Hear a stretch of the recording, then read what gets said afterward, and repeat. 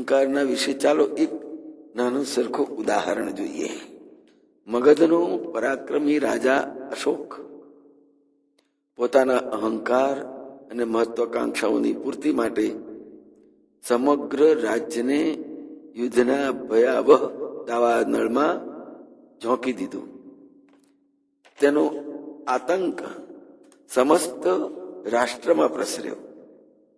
કલિંગ ઉપર વિજય પણ મેળવ્યો, પણ ત્યાર પછી નિર્દોષોની ચીસો, વિધવાઓની નો વિલાપ એના કાને પડ્યો તો એને એના અહંકારને ગાળીને બાળી નાખ્યો.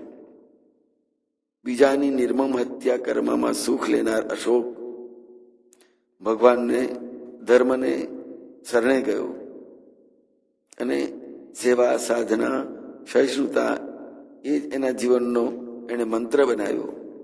કહેવા માટે અશોક રૂપે એનું નામ અને અભિમાન ઓછા ન હતા, પરંતુ ઇતિહાસના પાનામાં એને શાશ્વત સ્થાન અજાત શત્રુની ભૂમિકા નિભાવવાથી પ્રાપ્ત થયું. અહંકાર સર્વે સર્વા હોવાની ભ્રાંતિ જરૂર કરાવી શકે છે, પરંતુ તે આંતરિક સંતોષ આપી શકતો નથી. જે સત્માર્ગ, જેને સત્કર્મ કરવાથી, જે સન્માર્ગ પર ચાલવાથી મળે છે, એ અહંકારથી નથી મળતું.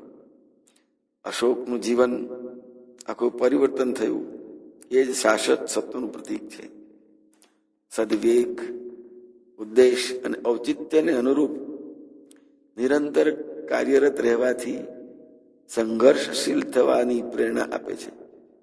તેનાથી પ્રેરણા મળે છે કે જીવનમાં પડકાર અને સંઘર્ષ ગમે એટલા મોટા આવે કેમ નહીં, તેનાથી પાર પામી શકાય છે તથા તેના ઉપર વિજય મેળવવા માટે અહંકારની જરાય જરૂર નથી. જય મહારાજ.